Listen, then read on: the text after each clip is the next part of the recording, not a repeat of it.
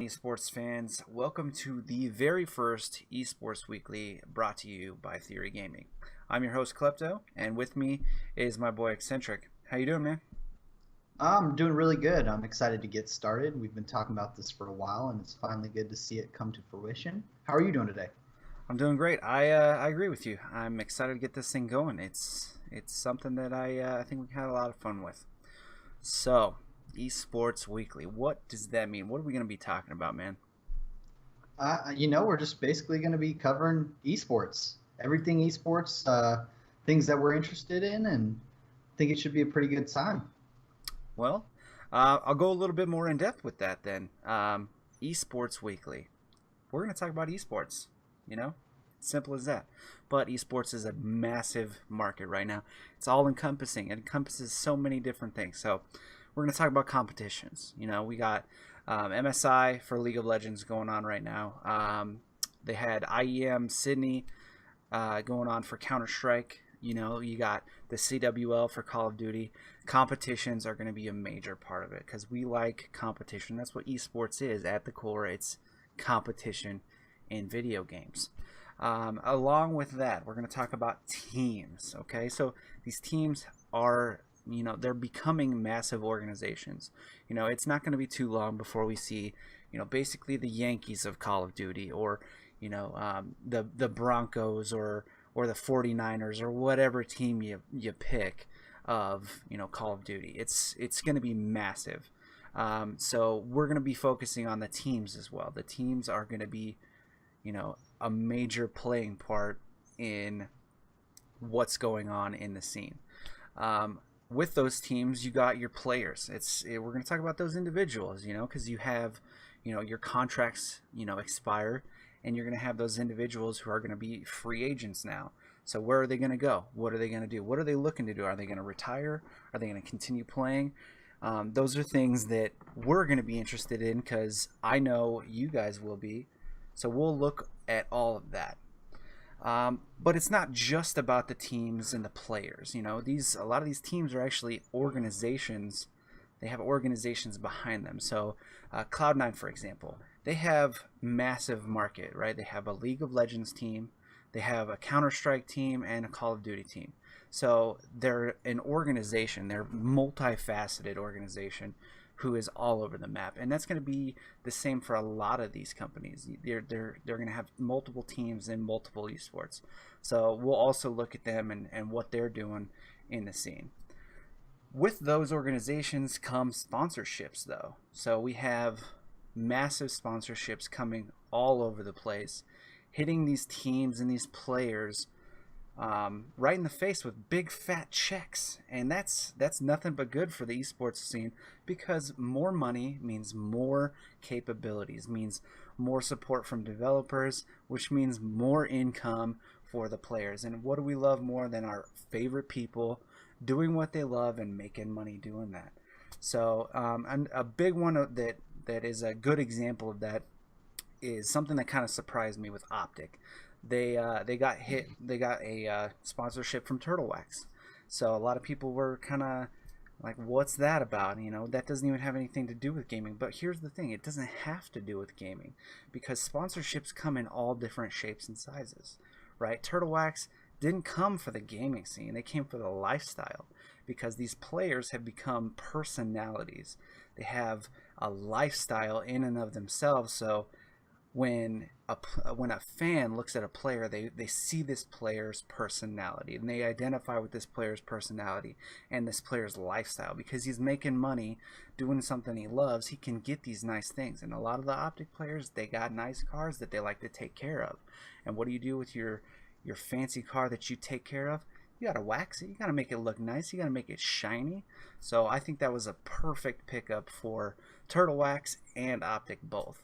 I'm not going to go into that because honestly they talked about it at length on one of their vlogs. So let's just jump right into this. So we got the CWL Global Pro League Stage 1 Call of Duty competitions. Wow. So let's talk about Red Group first. Yeah. Red Group was an interesting week to say the least. I did not see that coming at all. I really thought Cloud9 was going to be able to pull out the second place finish in the group. NVS did look a little shaky in that first match, but they did pull it together and ended up getting that first seed, which actually has huge implications because they're not going to have to see Optic the first round. They're not going to have to. They're not going to have to go in, and we know traditionally in the past few years, Optic and Envy have been matching up super early, and it ends up a sad story for one of the two organizations. And if you're looking in terms of popularity and the interest in the gameplay, it's going to be those two teams and FaZe that everybody's interested in. And I think with the addition and the success of United, I think we're shaping up for a really, really great playoff stage. And I mean, $500,000, that's almost unheard of just for a stage 1 playoff for Call of Duty esports. I mean, you're not even seeing playoffs for games like League of Legends pushing out that much money. So it's great to see that they're taking the league for Call of Duty esports in the right direction, in my opinion. Yeah, I agree.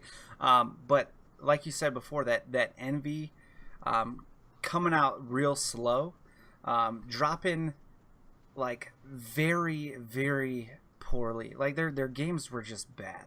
Okay, but then they come back and just dominate. So it's a very good thing for them because, like you said, they don't have to face off against Optic, which is arguably one of the better teams out there. So, and me personally, being an old school Call of Duty fan, I like to see Optic and Envy face off later on because, you know, that was where we saw some of the most hardcore and intense gameplay, you know, that I've ever seen. And then C9 got swept in all but one of their series. Like that's bad. That's really bad gameplay. You know what I mean? Like you can't do that in a high level competition like that. Yeah, it seemed like Cloud9 they came out pretty flat, and I mean, everybody was talking about how they're underperforming on Infinite Warfare, and it's kind of one of those things where Cloud9 needs to kind of take a look at themselves and reflect and say, what happened here? Why are we performing at the level we're performing at? Obviously, with a huge organization like Cloud9 comes the pressure of results. You see it with any major organization like that in any esport. I mean, TSM in League of Legends, Cloud9 in League of Legends. You got SK is expected to do well in Counter-Strike. It's one of those things where you have the backing of one of the largest esports entities in the world, and you're not putting out results. To make it to the top 16 and be able to make it to the Global Pro League is an accomplishment in itself, but to come out and put out a performance like that where you're literally getting swept on every series until the final day, you put up a good fight against NVS, but then you get beat again. And then on top of that, you barely take out Mind Freak and end up losing that third seed, which is so important because you get an automatic pass to the next season and you get to compete again. Now you have to battle through the relegation stages of Anaheim, and that's going to be hard. It's going to be a long process, and it's going to require a lot of games. And I'm hoping for the best for Cloud9 because you see Patrick Price, Aches, he's one of those players that you love to hate him, but you love to love him at the same time. And honestly, when it comes down to it, the the goal for the sponsors and the goal for your organizations is the W. You know, and if you don't perform, you don't continue. You know, that's when cuts start getting made. So if you can't make it to the playoffs and if you can't make it to those high levels consistently, that's when you need to start looking for a new job, honestly, because that's when, you know, people start cutting. That's when rosters start changing. But speaking of, you know, Patrick Price, man, what is his gun skill just going bye-bye, or is he just, I mean, some people could say that, you know, Infinite Warfare is a trash game. I'm one of those people. Infinite Warfare is a trash game. I'm not even ashamed to say that. But in the end, you can't make excuses. You're a professional player. You know what I mean? Like, regardless of how bad the game is, you're supposed to perform. Yeah, I think we've seen it with most of these professional or ex-professional players. There are some that are enjoying the game, and I think it definitely plays to their strong suit. I think some of those players, like E United, for example, they really excel in this jetpack era where they can play to their strong suit. But you got people like Scump. He's been very vocal. I would say the whole Optic team. They've been very vocal about the game and how they're so frustrated with the fact that it is jetpacks, and then on top of that, they don't feel like they're getting the support that they deserve. I was watching the Optic podcast where they talked about the competitive nuances and what exactly is going on in competitive, and it's one of those things where I think that once we move back to boots on ground, we're going to see a lot more steady play within the community, and I think you're going to see a rise in those players that they were dominant at one point until around Advanced Warfare, Infinite Warfare time frame, where things just kind of it completely took a different turn from where Call of Duty started and what made Call of Duty the franchise that it is today. And in terms of Aches, I don't know that it's his gun skill or if it's the fact that he just doesn't like the game or what it is. I think he's still playing at a pretty high level, but it's definitely not the level that we've come to know for Aches. I will say that I think Assault and Lacefield have been playing great, but when it comes to terms with getting that W, like you said, it's just not happening, and obviously something needs to change at this point. Yeah. And I just want to touch on the game right quick. So, um, personally, I feel like Call of Duty is just going to have these massive fluctuations in their player base and the professional scene, as long as a new game keeps being released every single year. So I mean, honestly, you can have a new game come out every year, and that's fine. That's what the developers are after. They're after the money, and that's what any business is after. But when you have massive support from your developer for the competitive scene and the esports scene, like Riot and Valve, you get more out of the competitive scene. You get a bigger and more hardcore competitive scene, and you're able to have longer standing professional like competition. You know what I mean? So I think eventually Call of Duty developers will probably catch on and be like, "Hey, let's do something, more focused on esports, or let's actually focus on esports for a change." And just like Vanderhaar, he was a badass. He came into it and was looking at it like esports is a great thing. Let me cater to you guys, and I feel like that was some of the reasoning behind the massive success of that game, Black Ops 1, and then Black Ops 2 to a lesser extent, but they were a massive, awesome games because of that support from the developer. But let's move along. Yeah, Let's actually, I'd like to touch on that a little bit as well. As Okay. you see that Black Ops 2, it was massively successful, and probably most of the pros that were around at that time's favorite game to play because you have the introduction of a ranked league system. You hear Nadeshot talk about it all the time in his vlogs. It's one of those things where you have to have an integrated ranked play system to be a successful esport at this point. And that's one of those things that Dota and Counter-Strike and League of Legends, they do have those. They have massive, great ranked structures that help propel that esports persona to the casual player. And it's one of those things is how are you going to reach the casual player and convert them into an esports fan? One of those huge aspects is making the game more competitive. I understand that the majority of the player base is public, random people that are playing the game that just want to play it an hour or two a day just to kind of unwind.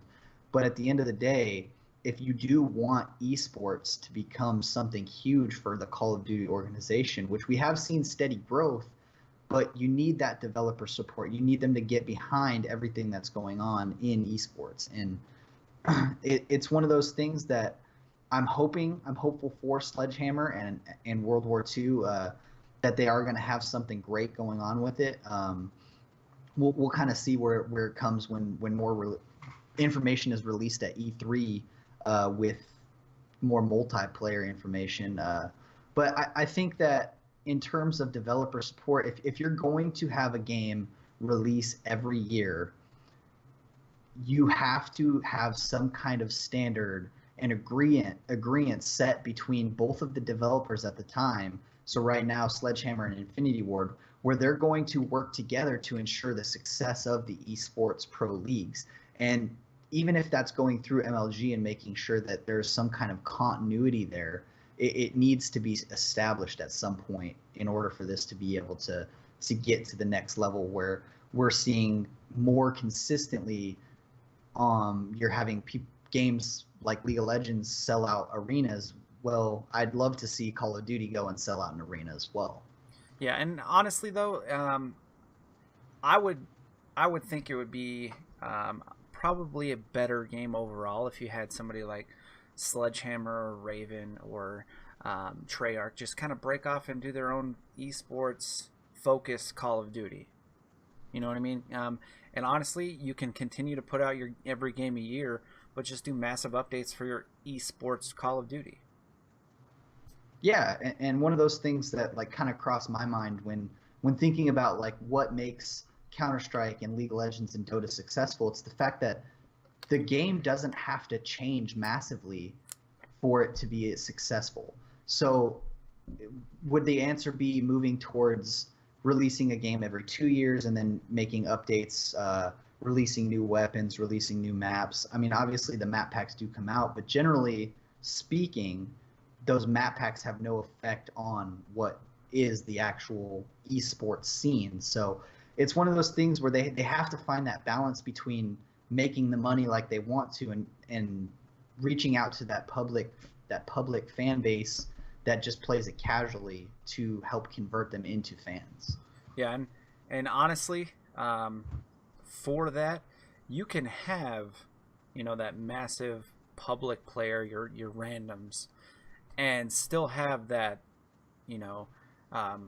esport fan base. But the thing is, those regular fans aren't going to be the ones that are going to buy a ticket at an arena to watch Call of Duty. They're just going to buy the next game. You know what I mean? So you have more potential for like monetary growth if you grow an esports fan base. And that's exactly. That's just, I mean, it's just common knowledge. You have people, just for example, regular like athletic sports. Your average person who's not watching football, who just likes to throw the pigskin around with their friends, is not going out and buying $400 ticket to go watch their favorite team on like just randomly. They might, however, if they're a hardcore fan and have like a Broncos tattoo, they might go out and buy season pass.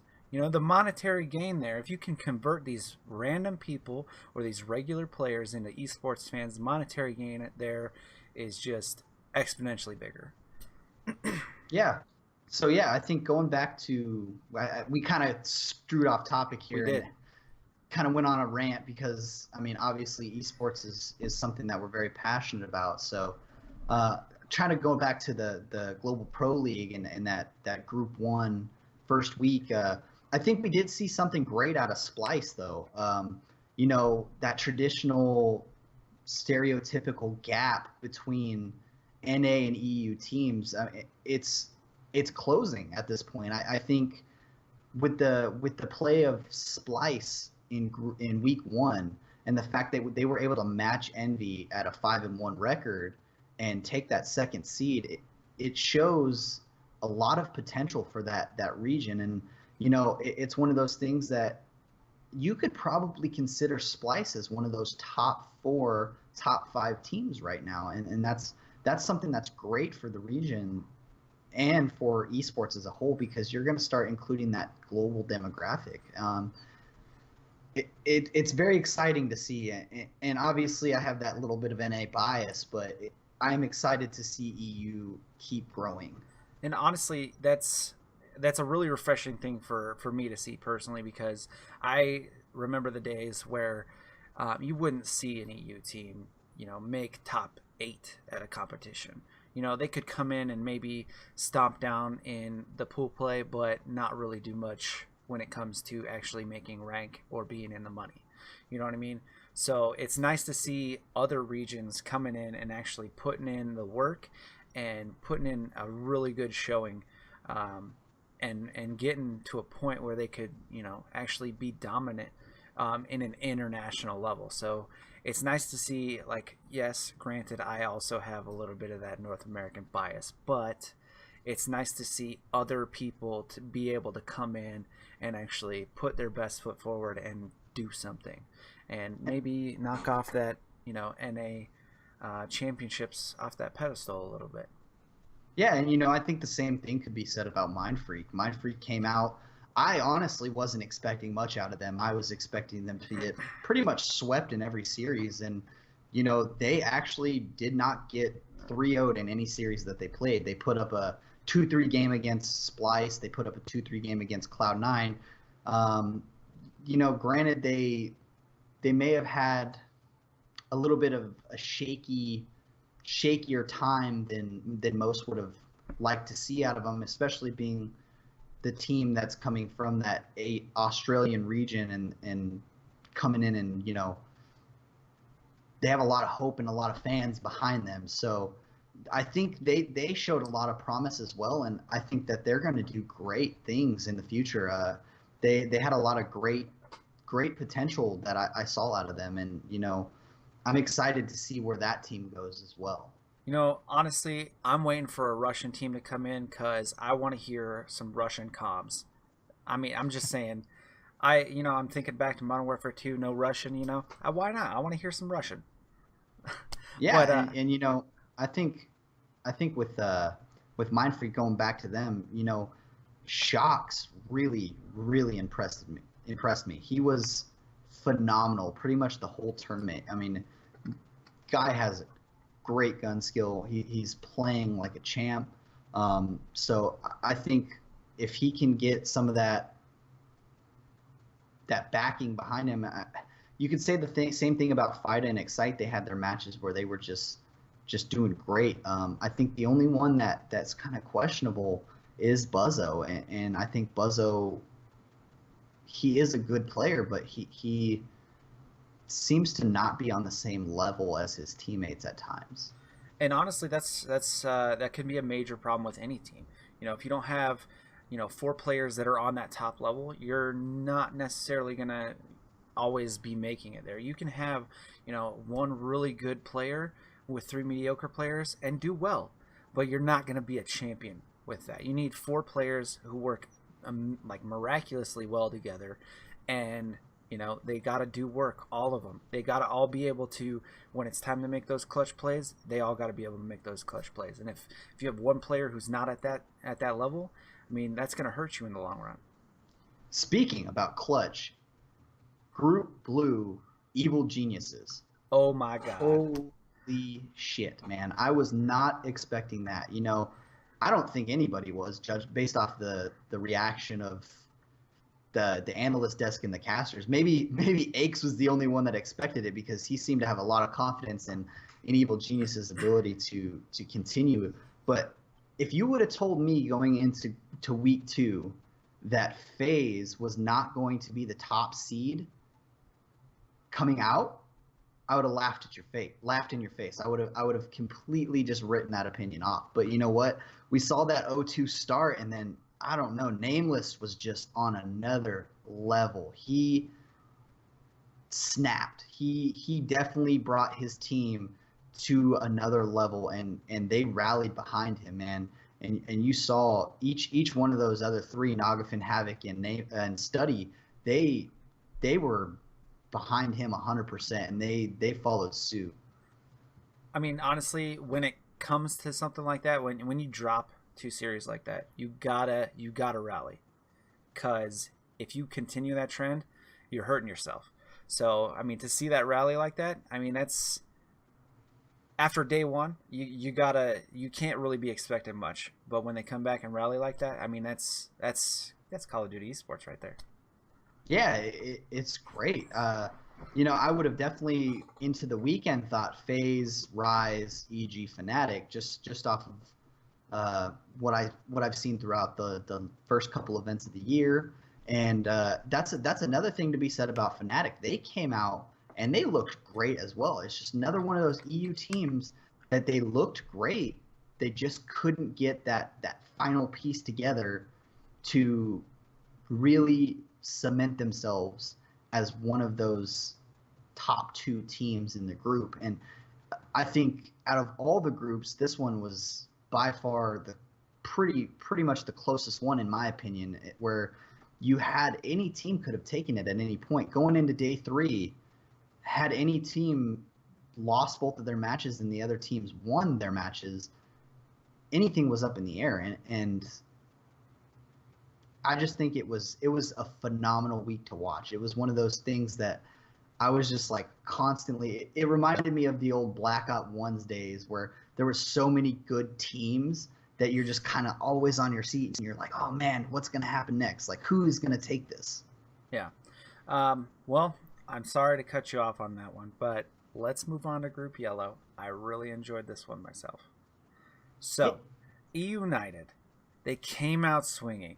They had a couple of close calls, but they came out swinging. They got 2 reverse sweeps over the weekend. Like, I mean, yeah, you might have brought it down to the edge, but you pulled it off. So yeah, and it's one of those things that, like, when you're looking in terms of the other teams, Luminosity and Millennium and Epsilon, you gotta close those series out. When you go up 2-0 against a team like E United, you gotta close it out because they have proven time and time again that they play amazing when their back is against the wall. They are probably one of, if not the most clutch team to play the game when they are at a deficit. And if you think about it, if Luminosity had closed out that 3-2 or that 2-0 and made it a 3-1 or a 3-0, and same with Epsilon, if they would have been able to close out that 2-0 start and not gotten reverse sweeped, the whole weekend could have gone completely different. And we could have had a huge battle for those final 2 slots like we saw in the previous week going into the final day. yeah, but I mean, here's a major thing. Like you were saying before, it seems like E United. This is E United's game. They're really comfortable with Infinite Warfare. They play the game very well, and just the ability to go down 2 maps and not let that get in your head and reverse sweep, that right there, that in and of itself is basically a superpower. Because a lot of people, I'm included in that. You go down that far, that early, and I'm thinking negatively. It's really it shows their maturity and their ability to think, actively, when it's all on the line. It shows that they're a really good team. Yeah, and I think I'm gonna jump on the gunless hype train, man. He just played phenomenal. I think going into day 3, I think it was something like a 2.0 or a 1.6 KDA in search and destroy.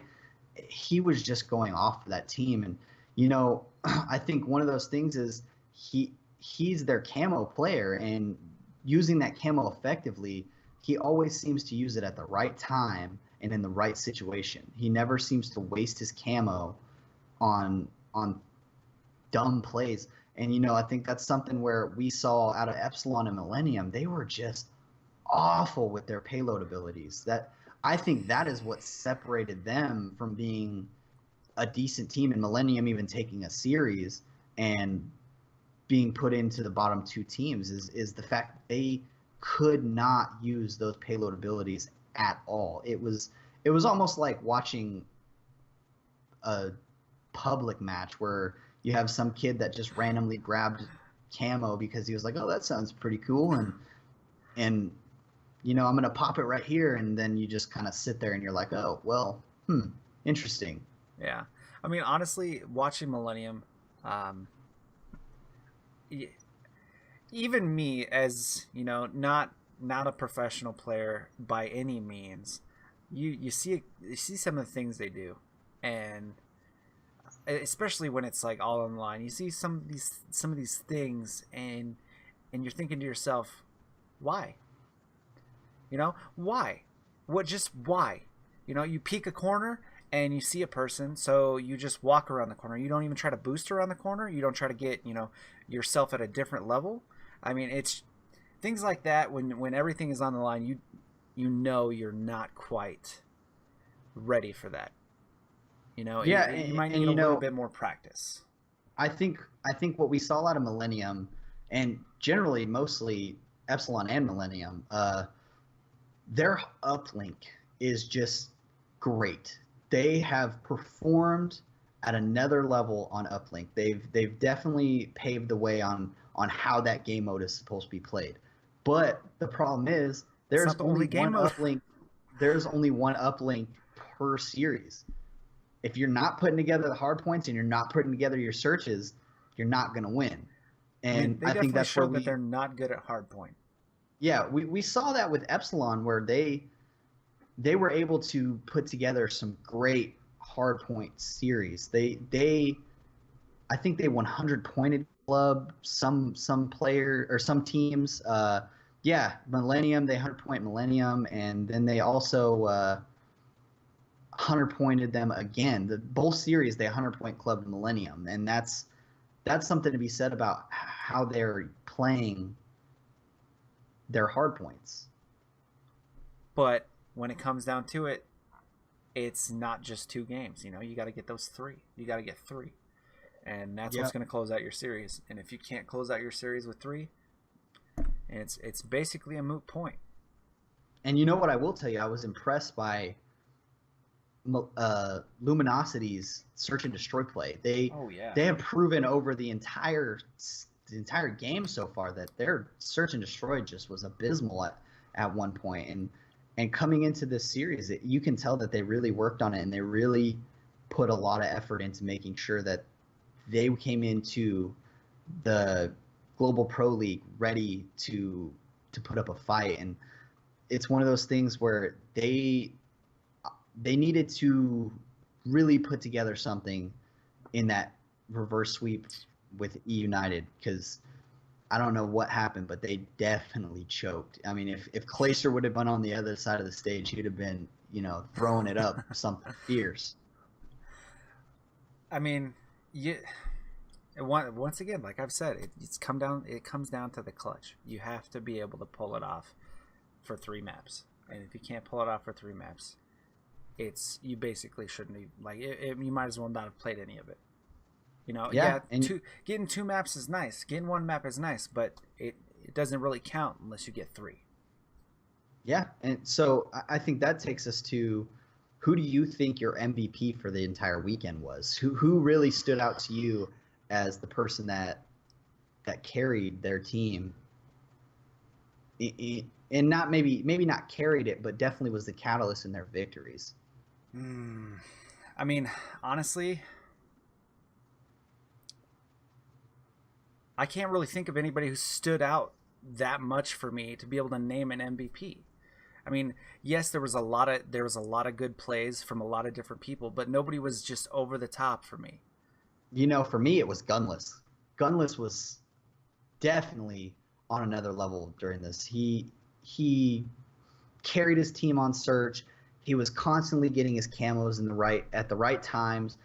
I think maybe one or two or three maps total that he didn't actually get his payload ability. And when looking at in terms of how much the payload ability affects the game, especially something like camo, he definitely performed at the level that he needed to perform at to make sure that their team was put in the right state of mind. But on the same note, Arcides, he was going off for his team as well, And Gunless did say during the pre-show that you needed to really watch for Arcides when talking about who to watch out for his team. But I also think that you can make a case for Octane. Octane played great. He definitely had a ton of great games that really helped that Luminosity team figure out their identity in search, and also to figure out how to take that second seed for the weekend. Yeah, I mean those are pretty good picks. I mean, when you put it like that, I guess I could see the gunless, but I'm still not. I still don't feel it. You know what I mean? I'm just not. I can't pick anybody out that really screams out to me. You know, I'm the MVP. I earned this shit. You know, Yeah. it's just personal. You know. So let's move on to the green group next weekend. Um, so this is the green group, and it's green for a reason. You got Optic Gaming. The green wall is gonna get hype. Yeah, you got Optic, Red Reserve, Enigma 6, and Team Elevate. Um, I don't think that Optic could have gotten probably any luckier in their group draw. You have seen some good things out of Enigma 6, and they're just very up and down. You know, they've had great events, and then they've had their poor events, and it's one of those things where, do I think that they can compete with Optic? No. Elevate, on the other hand, they've also had up and down events. It's one of those things that I really don't see Optic Gaming coming out less than an 8-0 for the weekend. I mean, or I'm sorry, yeah, 6-0. I don't know why I said 8-0. There's only 4 teams, but I don't see them dropping a series at all. They might drop a map or two, but even then, I think it's one of those things that they're on another level in this game. And I think ever since they kind of called Scump out and said, "Hey man, you need to pick your shit up," the king has come back to fruition. I mean, I feel like it's. I mean, I feel like it's kind of fate that Optic got Group Green because it's. I really do agree with you. I feel like Group Green is Optic's group. I mean, it's theirs. It's theirs to lose. So they're gonna have to try hard to not get first seed out of this group. But Yeah, I do yeah. think Elevate's gonna put up a fight. I really do think Elevate's gonna put up a fight. In terms of predictions for the week, I definitely think Optic's going to come out with a 6-0. If they do drop a series, I think that the series that they will drop will be to Enigma 6. We've seen some great play out of all 4 of those guys on occasion, and I think that Enigma 6 is definitely my clear second seed coming out of this group. Uh, as ter- in, in terms of the third and fourth seed, I think it's kind of up in the air. Um, can can Elevate and Red Reserve, can one of those teams kind of come out this weekend and show that they're screaming and their practice has paid off? And I think that it's going to come down to, can Reedy rally those guys and make them push for hopefully maybe getting that second or third seed. Probably not, but we'll see. I mean, that's what you hope for. It's really what you hope for. But I mean, I don't think any of them hold a candle to Optic. But I think it's going to be a scramble for second seed, and then I think one team is probably going to not surprise us at all and just fall off hard. And I'm thinking it's Red. Yeah, I'm really excited about this group. Obviously, I've been a Scumpy fanboy since Black Ops 1, which is weird to say because we're about the same age, but I'm definitely one of his fanboys. Oh, I know. I heard it. So, I mean, I've been following him, like I said, since Black Ops 1. I was a Twitch moderator when he first got his subscribe button. I've been subscribed to him on YouTube for years. It's anywhere Scump goes, I kind of follow in terms of Call of Duty. Uh, I'm just very fortunate that he is on Optic Gaming and backed by the great support of the Green Wall and Hector. I've always been a big advocate of team owners, and how much I respect team owners in terms of esports, and team owners do make or break teams in my opinion, and that's why I've always been a big fan of TSM and Cloud9 and Optic Gaming, and that just makes me sound like the biggest freaking bandwagoner in the I world. know, But right?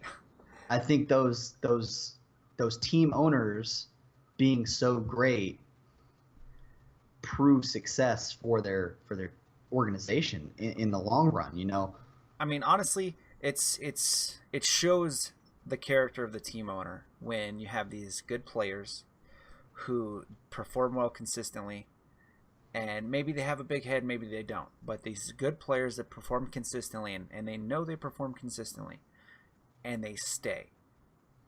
That either says something about the greed of the player, which honestly most of these players I don't think they're overly greedy. And I'm talking TSM and C9 and Optic. It speaks to their support organization, the people they got behind the scenes, that that's probably the reason that they're staying there. It's probably not, it may be partially money, it may be partially, the things that they're given, but honestly, when it comes down to it, no amount of money is gonna like make a person stay in a really crappy situation. So those team owners gotta be, on top of the ball. They gotta be right there. They gotta know. They gotta be testing the climate of their players, and they're obviously taking care of business because these players are consistently staying with these teams, and they're consistently performing.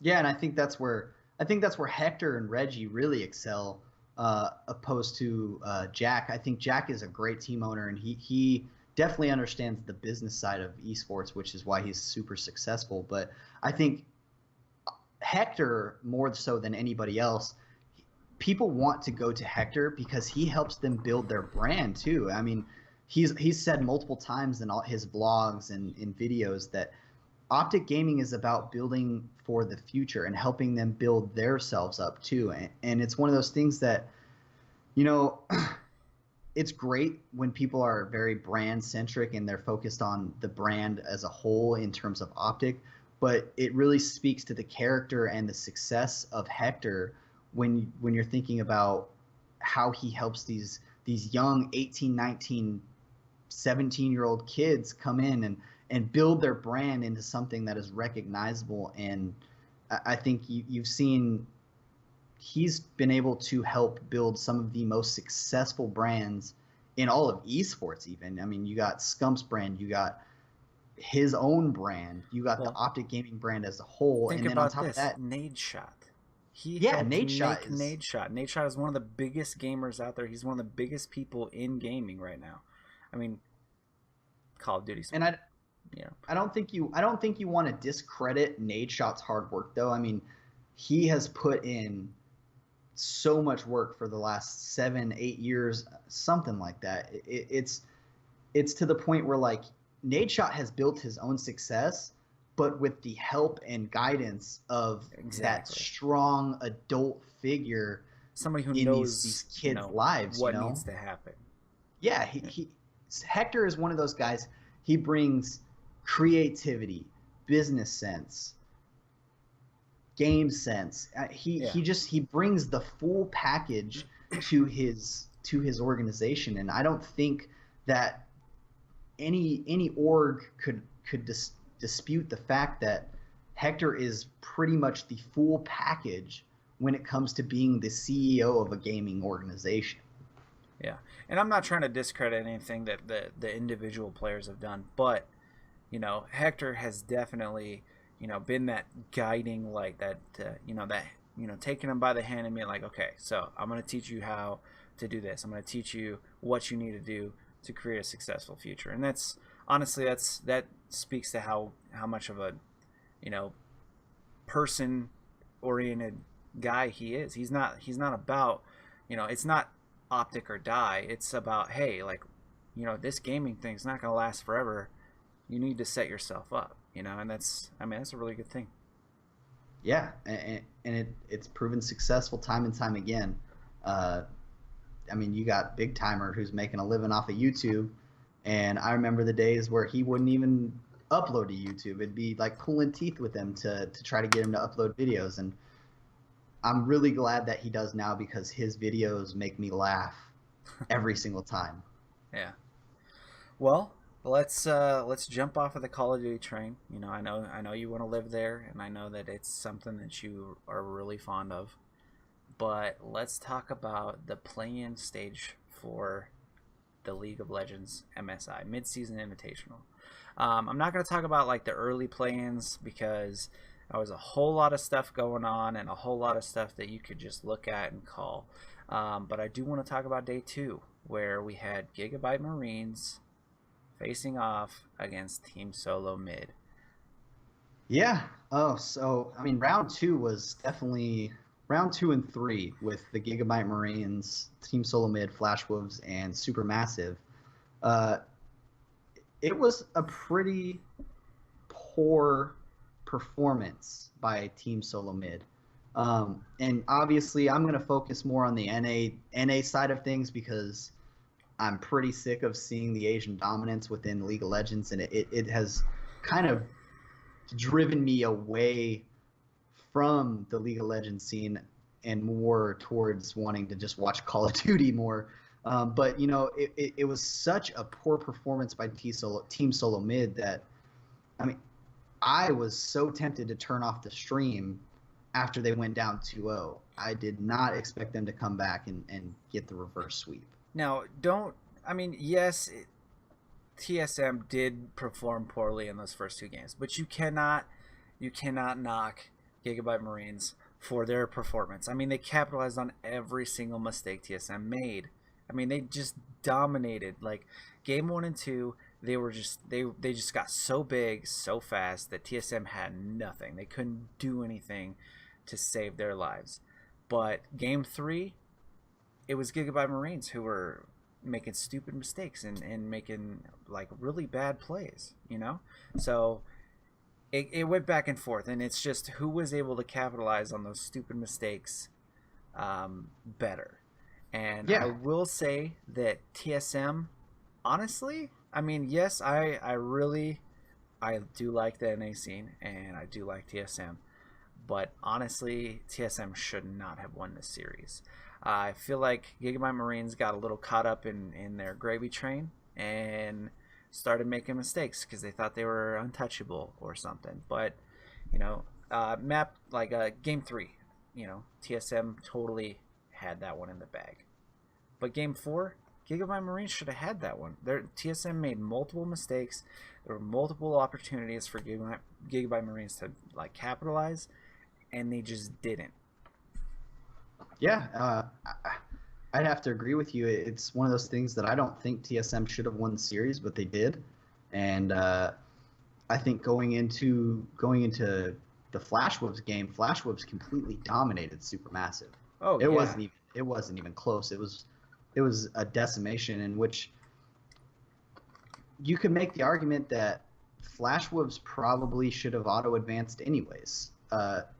I understand TSM and the NA scene. They've had poor world performances the last couple years, and it's almost to the point where NA is almost like a wild card region. You I never know agree. what you're going to get from them. So um, TSM and Flash Wolves advancing is great, and I'm really glad that they added that round 3 to where Gigabyte and Supermassive played off, because I think Gigabyte Marines is going to be one of those teams that you could really get some upsets from them in the group stages. Um, and going into like looking at predictions, obviously SKT T1. I mean, you can't really vote against. You can't bet against them. I mean, if you're betting against them, you're almost throwing your money away. To be I honest with don't. you. I honestly don't think they're going to lose a series or a match. Like they might lose maybe one game once you get to those best of 5 formats, but I think they're going to sweep groups. I think they're going to come in and they're going to take the whole thing. And it's just nobody is really has anything for them at this point. I mean, they've created a dynasty, and it's not because they've got more money than everybody else. It's not because They've got, better PR teams. It's because they win the freaking games. They move in to, the championships, and they take it. They take it. It's not like, hey, let me fight for this. It's, hey, no, this is mine already. Just I'm gonna put it in my pocket and walk away. You know what it is? It's Coach Coma. He and Faker have been the cornerstone of those organizations, and you could have argued that Bangy was as well until this year when they decided to move away and let Bangy go do his own thing. But Coma is one of the best, if not probably the best coach in esports. He develops players at a substantial rate. Obviously, we've seen Hooney has been a great player for Europe. He's been a great player in NA. But when he got to SKTT1 and playing with them, he has stepped his game up to almost another level. I predict that Hooney is probably going to outperform most, if not all, of the top laners at MSI. Damn. I mean, that's saying a lot because you have a lot of really high quality top laners. But, just based on the track record we got from SKT, I'm not really even going to pay attention to most of their games. I want to see what TSM does. I want to see what the EU players do. Obviously, it's not. I just want to get a gauge on the environment for what the future might hold, because honestly, I don't really, on international events, I don't really bet on NA or EU anymore. It's not even. I'm not even confident, and a lot of that I feel like is the mentality of the Asian side of things. Like you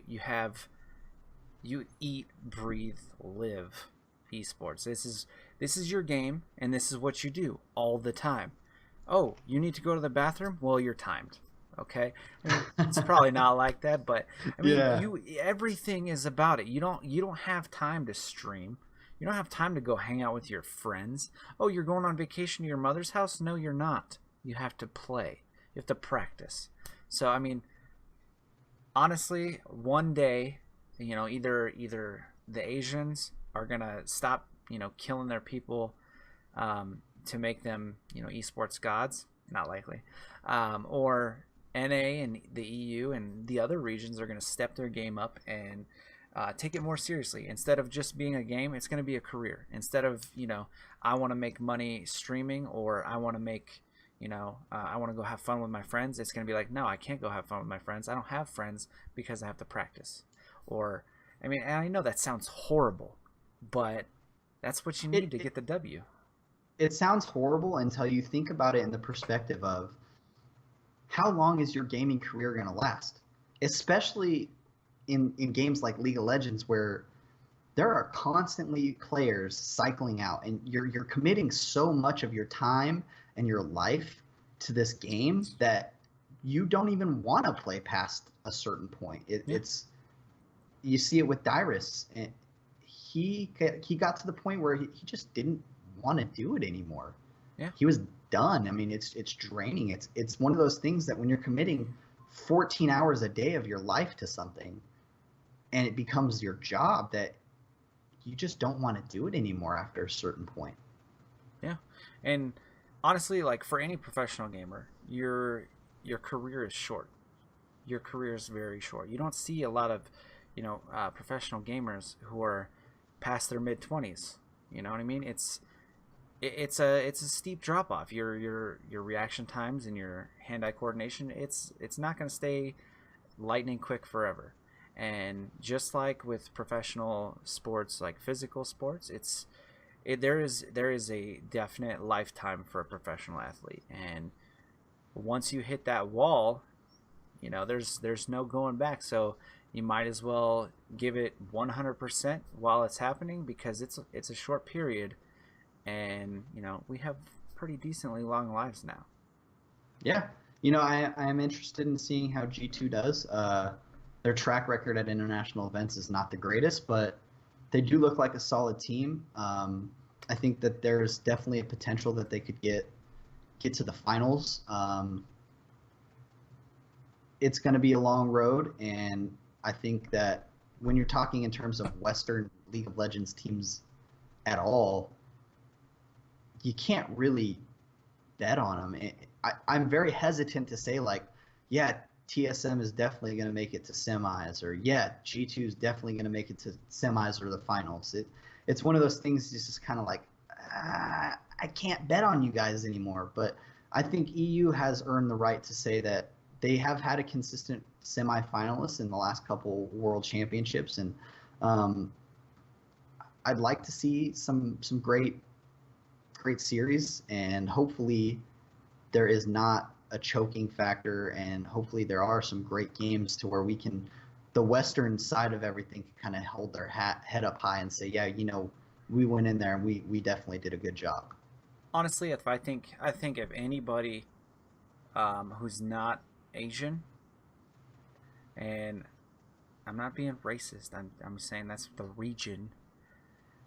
But if anybody who is not Asian makes it to the semis, I think that's something to be proud of. To be honest with you, because most of these teams are just they seem like they're just miles ahead.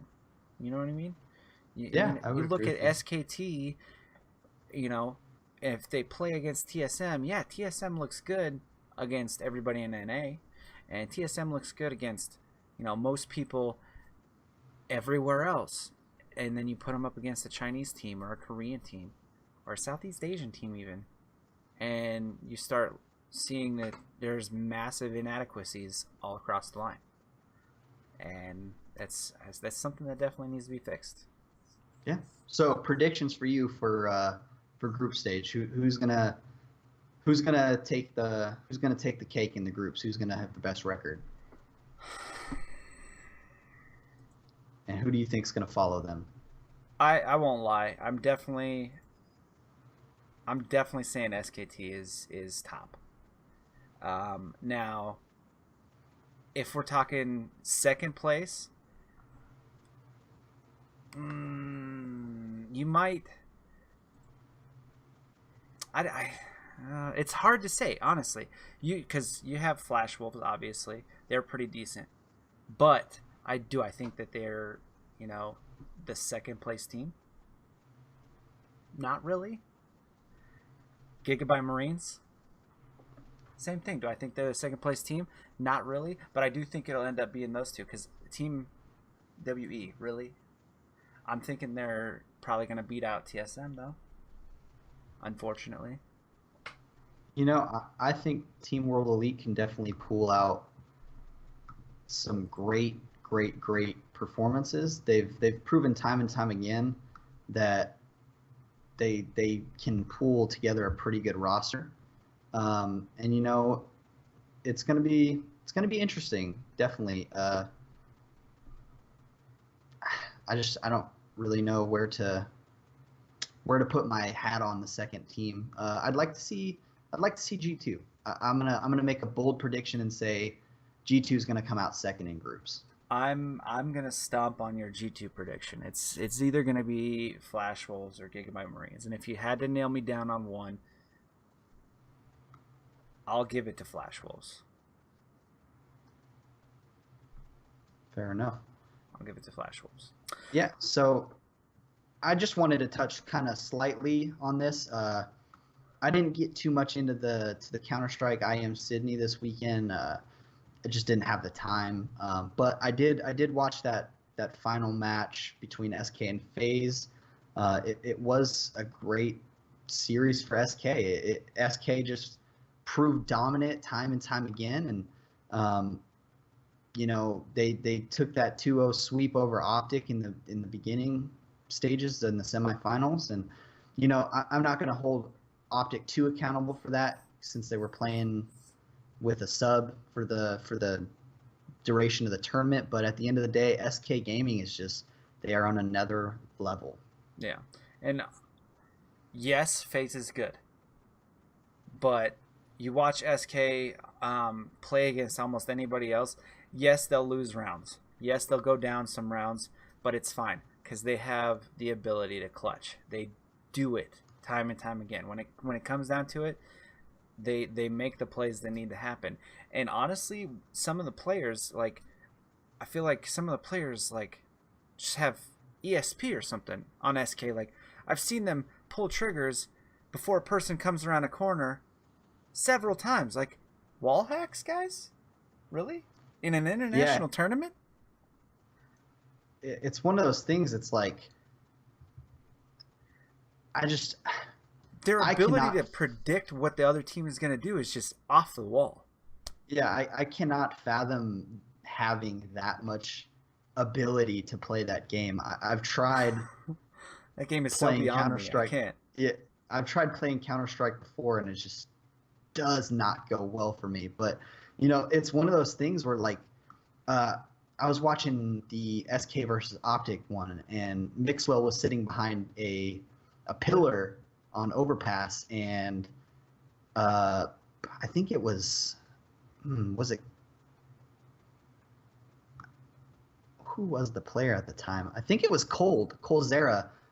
He just snapped on Mixwell with an AK-47, one shot headshot. Just it.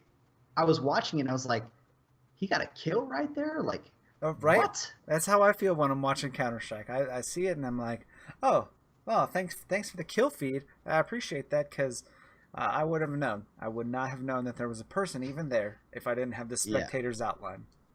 yeah. And I'm not going to claim to be an efficient, even not even an efficient fan or analyst or anything in terms of Counter Strike because I am literally just getting into it.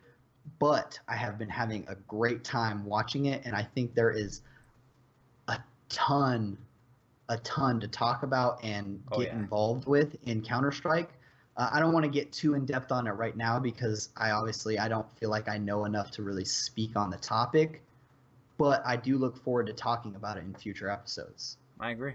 That's definitely something I want to try to get into a little bit more. Also, obviously, I want to get back into my Call of Duty.